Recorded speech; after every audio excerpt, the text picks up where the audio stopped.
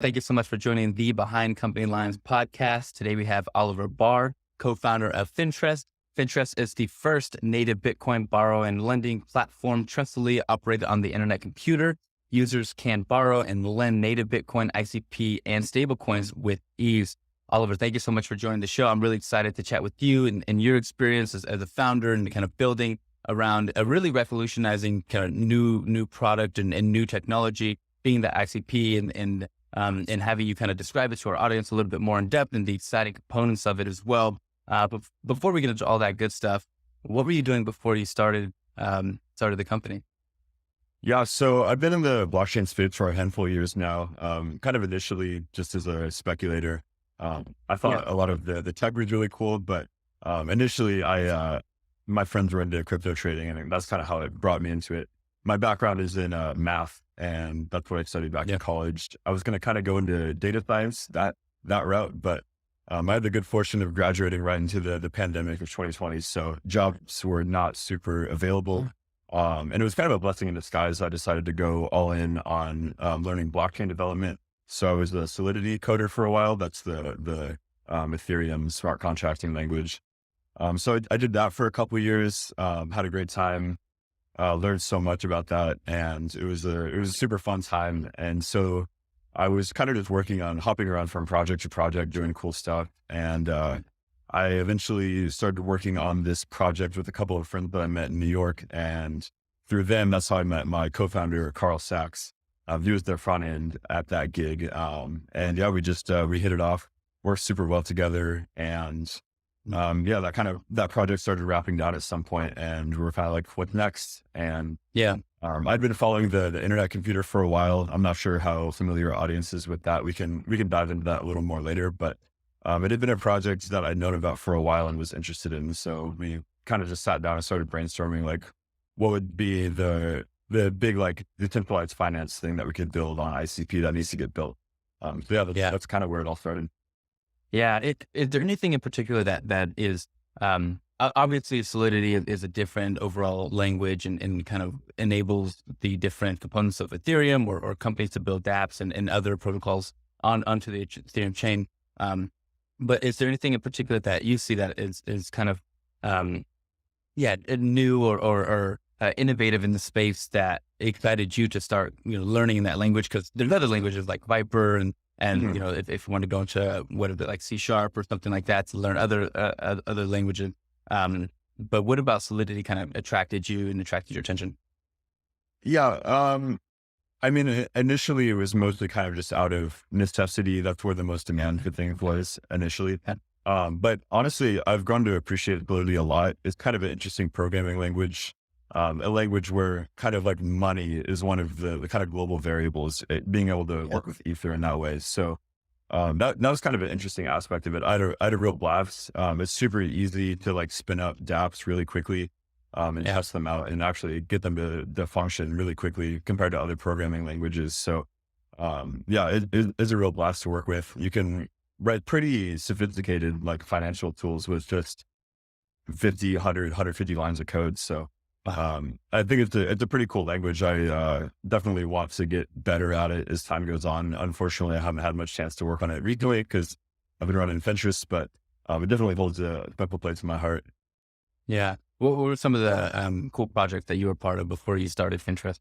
Yeah. So initially I was working on a lot of NFT stuff. So I helped out this startup they were trying to do kind of a NFT marketplace that would tie in directly with their like NFT generative contracts. So the team had a lot of friends in like Hollywood and the LA art scene that were all interested in NFTs, but they don't really have the coding background to get into it. So they wanted to make like some pretty boilerplate NFT like generator contracts.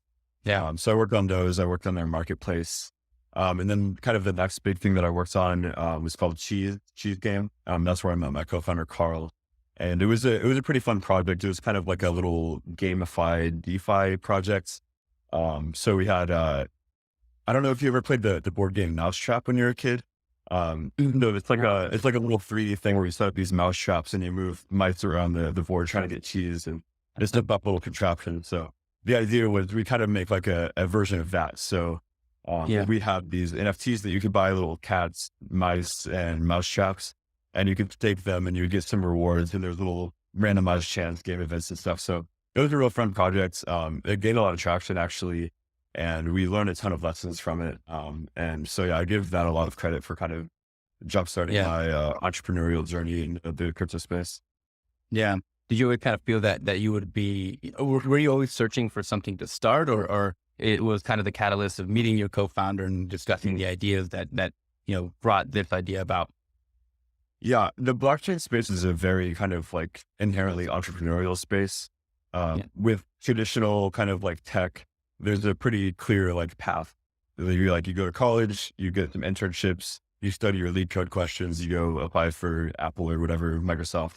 And it's a pretty like set out step-by-step progression. That's not the case at all in the blockchain space. There's no real like hiring infrastructure on that level.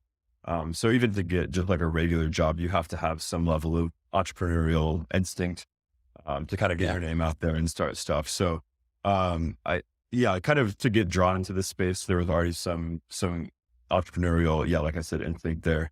And so it was a pretty natural progression to move from working on a project to running a project.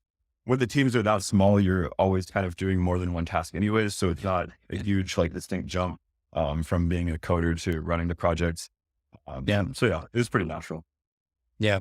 Describe the ICP and the internet computer and also not only describe it, kind of the mechanics of it, but I think significance to what it's going to do to a lot of the technology that it'll be built upon, and how that can kind of change not only how things are built, but also the types of people and the accessibility for those items that are being built, or those applications or technology on top of that.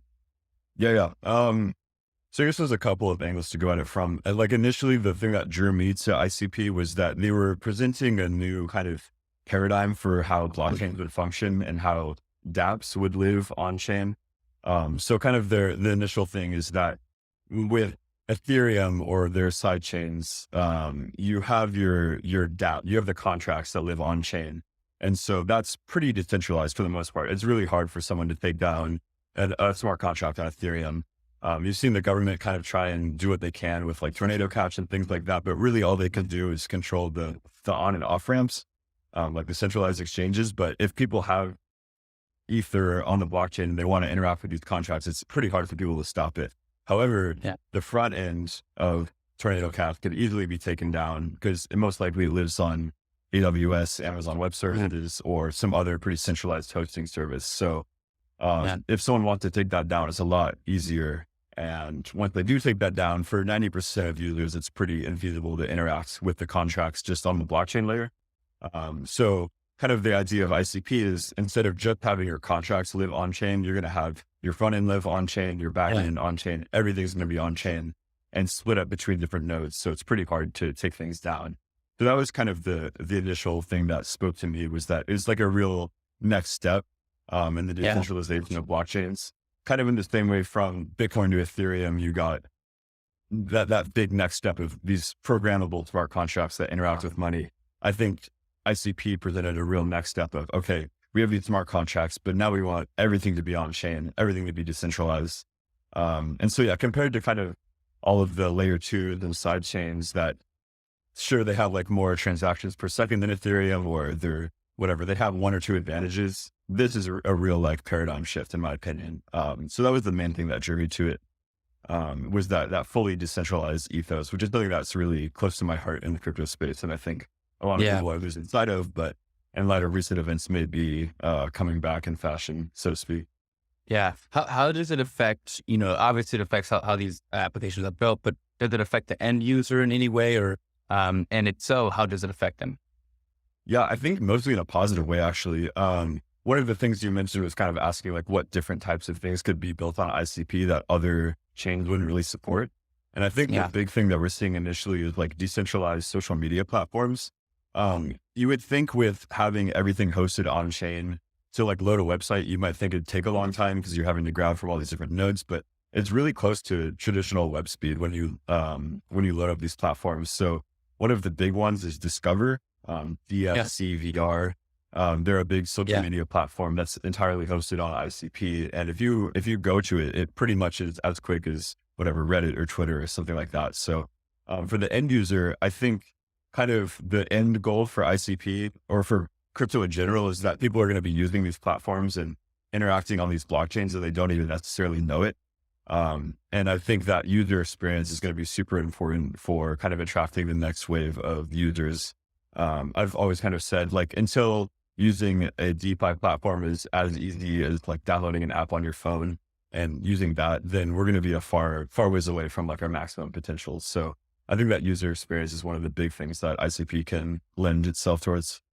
Yeah. Yeah. We actually had Rick on the show from Discover. Oh, awesome. I love Yeah. him. Yeah. I got drinking with him a couple of weeks ago. He's actually also in Portland. So another. Yeah, that's right. That's right. Yeah, we were at an event. It's so funny how the founder community we just kind of melds and you can kind of connect to those individuals. And I mean, he was super bullish on the accessibility of it and building on top of it. And also, with a lot of the platforms kind of under fire in terms of social media in particular, I'm excited to see what'll come about for his. But shifting to Finterest, tell us a little bit about what you're building and also how is it different from the traditional ways that, you can borrow and lend Bitcoin out, whether it is, with the component of having it be on the ICP, but also what it means for your end user in particular that you're excited about. Yeah. So one of the cool kind of features of the IC that I didn't mention beforehand was their native blockchain integration. So basically they're coming out with the native Bitcoin integration soon. So that means that canisters, which are the ICP equivalent of smart contracts, will be able to hold a Bitcoin balance that lives on the Bitcoin blockchain. So basically all these different nodes will have basically a Bitcoin private key split up between them. And anytime you want to make a transaction, send Bitcoin, receive Bitcoin, or send Bitcoin, you'll make that signature from these different nodes all signing with their part of that private key. So that means that you can send Bitcoin directly to our canisters and get the same functionality that you would with like sending ICP to one of our canisters.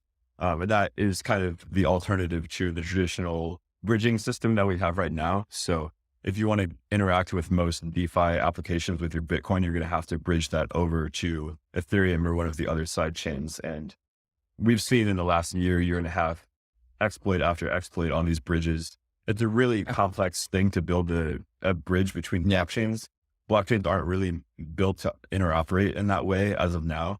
And so there's always a kind of point of weakness within these bridges. Kind of the way it usually works is you send your assets to a contract on one chain and they get locked up there. And then a contract on the chain you're bridging to unlocks or mints some tokens for you that represent your holding there. So there's these like huge two of attack vectors and there has to be some communication between them. So it's really needlessly complex and dangerous. There's been, I think, over $1 billion and a half in bridge hacks in the last year. That's kind of the main kind of selling point for us is that instead of, and the other thing is bridges are expensive. Like Red Bridge, which is one that we hold in pretty high regard as far as being pretty decentralized.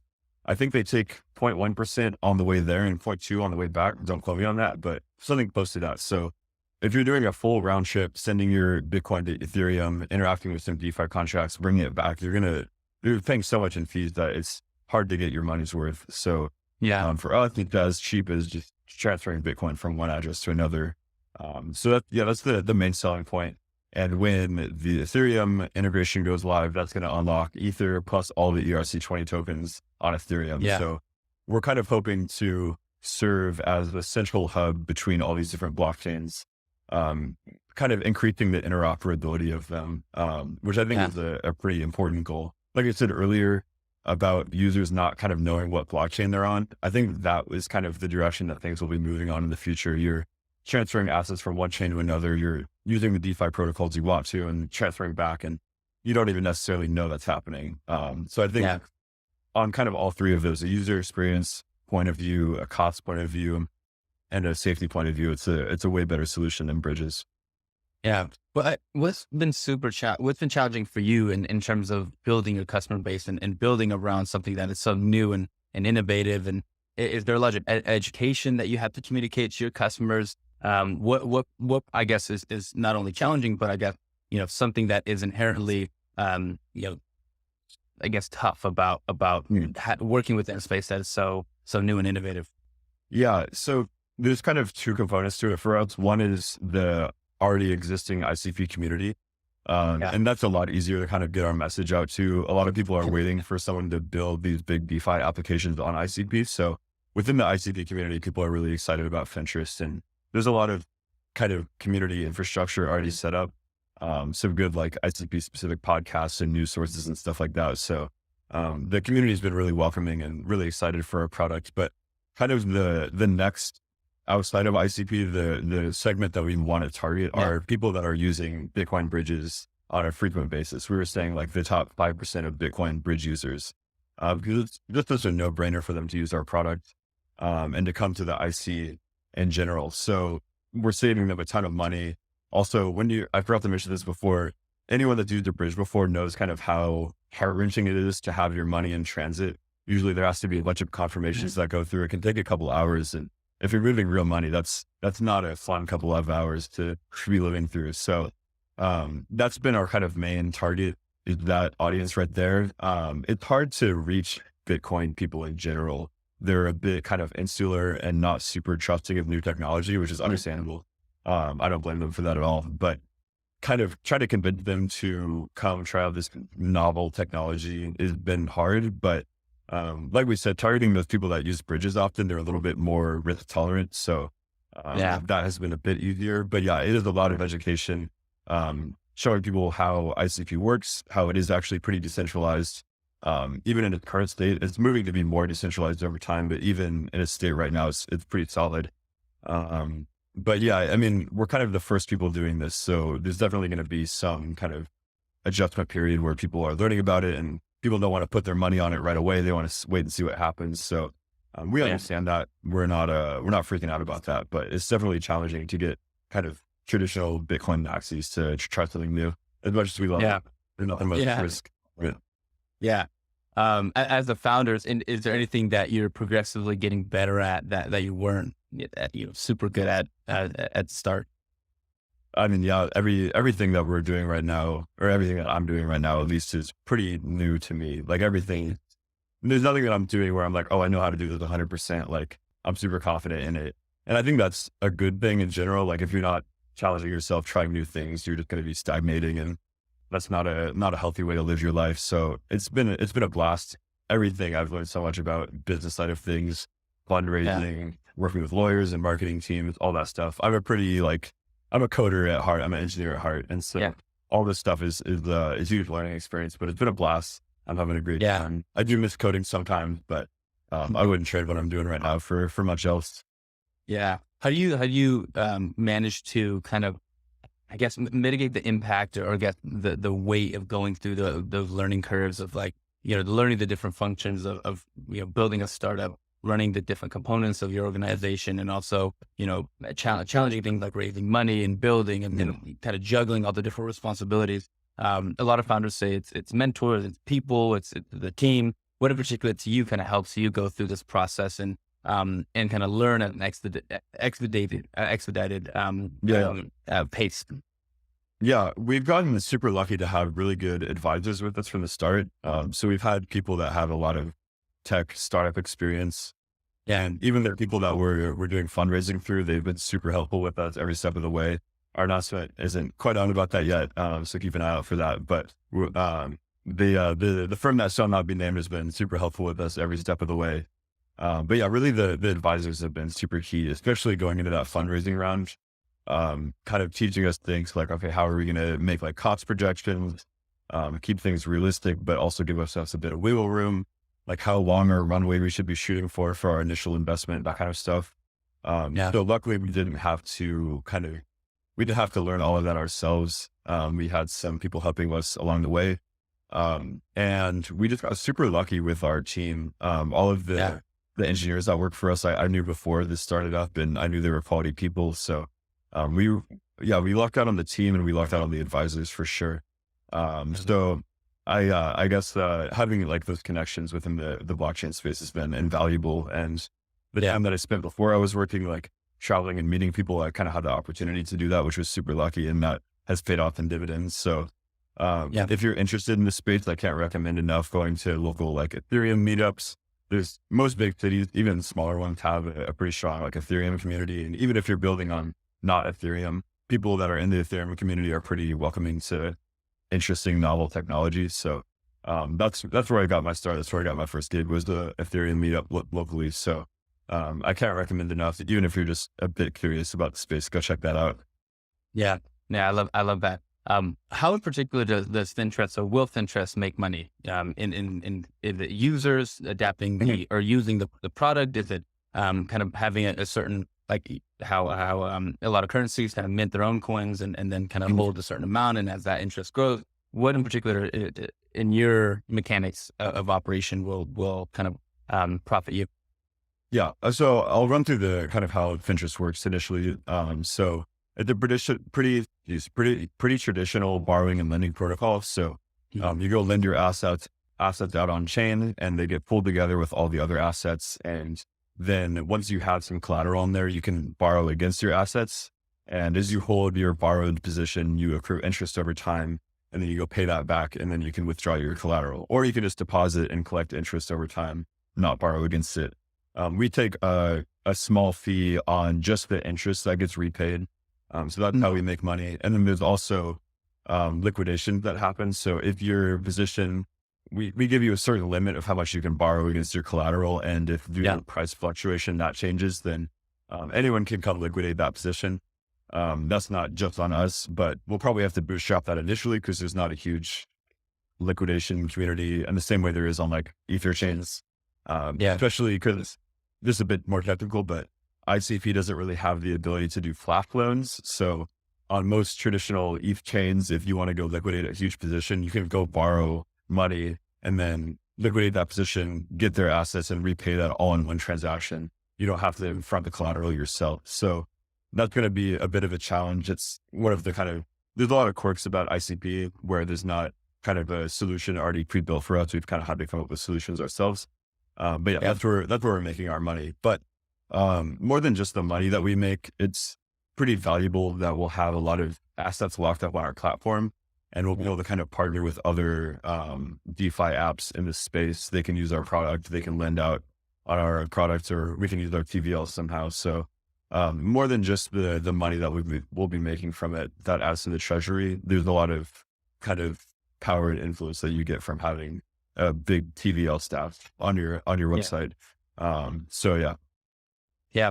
What are some of the biggest, you mentioned a couple kind of with the technology being, something that you'll have to build kind of yourself without pre-built solutions, but what are some other challenges that Finterest faces today, or some of the biggest? Yeah. I mean, we've had to pretty much everything that we've done, we've had to kind of create ourselves. Like the architecture for the platform is very traditional, borrow-in, similar to Commander Aave. We're not trying to reinvent the wheel, but due to the quirks of the ICU, there have been a lot of things that we've had to kind of create.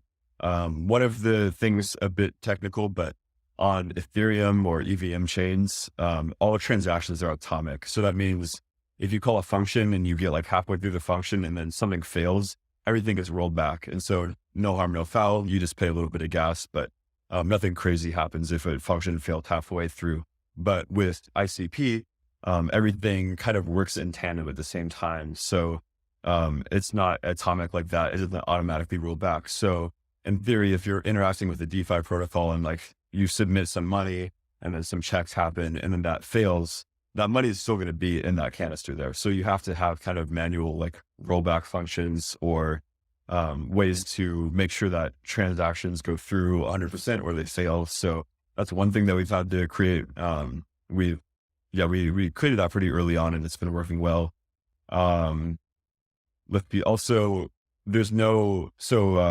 Like I said earlier, we have liquidations on our platform. So obviously that means we have to keep track of price of the assets. And most people use Chainlink for that. They're great. I love Chainlink, but they don't currently offer their services on the IC. So we've had to build our own decentralized price feed for that. And so another cool feature of the IC is that canisters can make direct HTTP requests to website like APIs. Yeah. So we are able to grab price feeds from a bunch of different centralized and decentralized exchanges and kind of take the running out or we're taking like the time weighted median of that. So even in theory, if several of those platforms go down or have some weird math error, we're still safe. So that's kind of what we've had to build as well. But yeah, it's been a lot of fun kind of having to run into these new problems that I hadn't seen before. Things that I'd taken for granted on Ethereum, having to come up with clever solutions for them. Yeah, that's incredible. If everything goes well, what's the long-term vision for Finterest? Yeah, so I think a borrow lending protocol is a pretty foundational part of any DeFi community or ecosystem. And so that was kind of our vision for Finterest is we want to make a really robust and simple borrowing and lending protocol that then more complicated and novel DeFi ideas can get built on top of, and things that maybe only ICP can do with their kind of web speed and their fully decentralization. I think products can get built on the IC, which work as well and as quickly as like centralized versions of that product, but in a really decentralized way. And that makes me excited. That along with kind of seeing the IC as a hub between all these different blockchains where assets from all of them can all live on ICP canisters, and people are going to be using our product not even knowing what chain they're on. I think those are kind of the two visions we have. So we want to make that real robust foundational layer, and then either us or someone else can come build really cool stuff on top of that. Yeah, that's awesome. What in particular part about your job? That's a good question. I guess a lot of it is there's not like one singular skill that I can work on. When you're a programmer, it's a bit easier, a bit kind of more straightforward. Like, you know what you're not good at, you know what you're good at, you know where you have to improve. But with being a co-founder of an early stage startup like this, you have to wear several different hats. You have to basically do everything besides, even my co-founder, he was the front end on our project for a while. So we've even done some of the coding for the project, but there's so many different like small tasks that you have to be good at at the same time. So that's a bit challenging. Also, I've had to kind of step into more of a managerial position where I'm working with coders and I'm kind of architecting how the product's going to work, but translating that to like what the functions are going to look like, how they're going to work exactly. So I'm kind of having to translate from like English to code, where if you're a coder, usually you get like pretty direct directions on like what X, Y, and Z has to happen. So yeah, it's a huge learning experience having to wear all these different hats and work with coders on a managerial level. But it's a ton of fun, honestly. It's a lot of work. There's no doubt about that. You're going to have to sacrifice kind of some aspects of your life. But I don't know. I wouldn't trade it for anything really. I'm having a blast. I'm learning so much. And I'm super lucky that my team and our advisors and our investors are all really top-notch people. So, we haven't had really any issues on that front, which has made things a joy. Awesome, man. I love to hear the journey and kind of the evolution of not only your responsibilities, but also the product and not only where it is, but where it's headed to. And it's so exciting to see new technology adapted and utilized and created in a way that creates this inherent accessibility. Because in a lot of ways, there's been such a barrier to entry with so many other type of technologies and products and things along that nature. I would like to ask this question for my guests, one for selfish research, but also for my audience as well. What books or people, whether it's earlier in your career or now, have influenced you the most? Books? Actually, I got one right here. This is one that an MMA coach that I watched their videos recommended it's called Managing Oneself. It's by Peter Drucker. It's really short. It's really tiny. But it kind of talks about one of the main points that I took away from it was knowing your strengths and weaknesses is really important. And you don't want to be a well-rounded person, but there's also an extent to which just focusing on shoring up your weaknesses is not going to really give you any unique advantage. You want to identify in yourself what are your strengths, what are you good at, and try and build yourself so that those are exemplified and you kind of have that unique edge. So yeah, it's like a strictly business book. This one's really good. You can read it in 45 minutes easily. A bit more on the esoteric side of things. The book called Reality Transurfing by, what's the guy's name? Vadim Viland. He's some Russian guy. But it's a really interesting book. It kind of gives you a different way to interface with reality in a way. It's a bit out there. It's a bit woo-woo. If you're not into that kind of thing, maybe stay away. But if a bit of Russian esotericism is up your alley, I would highly recommend checking that out. I attribute a lot of success that I've had to the principles of that book. So those are the two big ones. Yeah. Amazing, Oliver. And I appreciate not only you sharing your experience and your story, but also, the advice you mentioned earlier in the show. And I always like to give my guests a chance to give us your plugs. So let us know where we can support. Where can we be a part of Finterest? Give us your LinkedIn's, your website, your Twitters. Where can we be a part and even start using the technology? Yeah. So right now we're not currently live. We've had our product finished for a while now, but we're still waiting on that Bitcoin integration to go live and waiting for our audit to get finished up before we go live. But if you want to follow us on Twitter, we are Finterest ICP. If you want to follow me, I'm at Olliver_DeFi. My name has 2 L's in it. I really gotta change that at some point, or talk to my parents about that, because that's been a huge pain in the ass. But yeah. And my co-founder is Carl_Sachs. Follow us on Twitter. We should be going live in pretty soon. But yeah, that's about it. Thank you so much for having me on, Julian. I appreciate it. Yeah, Oliver, I hope you enjoyed yourself, and thank you again for being on the show. No, take care.